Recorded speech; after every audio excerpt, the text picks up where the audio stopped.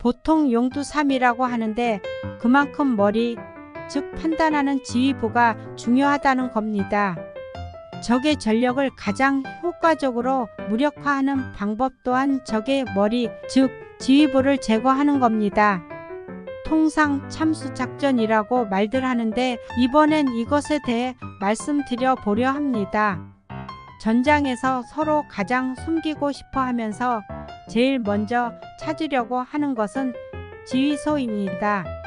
그렇지만 이런 지휘소들은 생존성을 위해 기동화되어 있거나 아니면 지하 벙커 등 방호시설 내 위치합니다. 전자의 경우에는 신속한 기동으로 수시로 위치를 바꿔 생존성을 높이는 방식이지만 그만큼 방호력이 높지 않습니다. 후자의 경우에는 매우 강력한 방호력을 자랑해 통상 야전에서 사용되는 병기로는 파괴가 제한됩니다만 고정 목표물인 특성상 그에 맞는 타격 자산으로 공격당할 위험성이 큽니다. 가장 최근에 실시된 사례들을 보면 대부분 공격부대가 직접 가서 타격하는 방식인데 표적들이 정규군이 아닌 경우들이다 보니 이 정도만으로 가능하다는 것과 외모나 유전자, 현장 확인 등 확실히 주요 목표의 제거 유무가 현장에서 확인된다는 장점이 있습니다만 그만큼 교전간 피해 및 그곳까지 병력들이 침투해야 한다는 단점이 있습니다.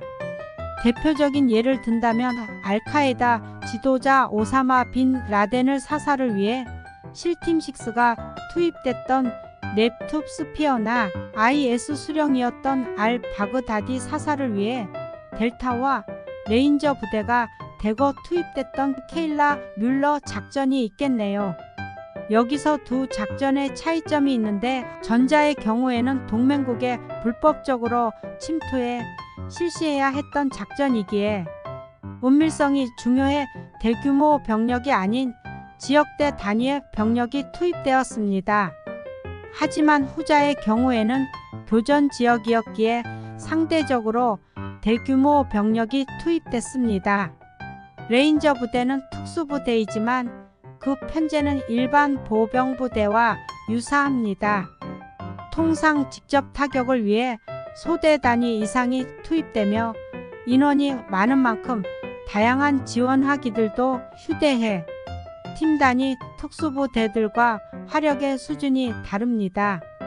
이런 것과 달리 그냥 항공화력으로 타격하는 방식이 있는데 원거리에서 무인기나 다른 무장으로 타격하는 만큼 안전하고 무장에 따라 화력의 수준이 다르지만 확실히 표적을 제압할 수 있습니다만 표적의 제거 유무 확인이 힘든 것도 있습니다. 왜냐고요? 그 수킬로그램 많게는 톤 단위의 탄두를 가진 무장을 사람이 맞았는데 흔적도 없겠지요. 통상 유전자 확인 같은 생체 데이터를 통해 확인하는데 부수적 피해도 높을 수 있는 방식이기에 애초에 정말 확실한 표적인지 지속 추적 후 사살하는 경우가 대부분입니다. 대표적인 예시가 솔레이마니 사살 작전이 있겠네요. 그런데 미국은 이런 경우에 대비해서 위력이 적은 미사일에 칼날을 달아서 그 운동 에너지로 타격하는 방식을 개발해 사용 중입니다. 물론 정규전에서도 사용되는 방법이지만 정규군인 만큼 방공방 등의 방해 요소가 많기에 적극적인 SEAD와 함께 시행되거나 아니면 그냥 그 모든 걸 무시할 수 있는 수단에 의해 시행됩니다. 간단하게 지휘부를 타격하는 방식에 대해 말씀드려 봤습니다.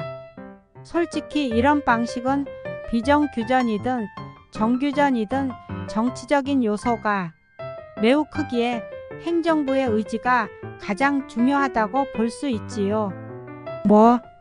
우리나라에도 있다고 자랑은 하는데 왜 그런 걸 동네방네 떠드는지는 이해가 안 됩니다.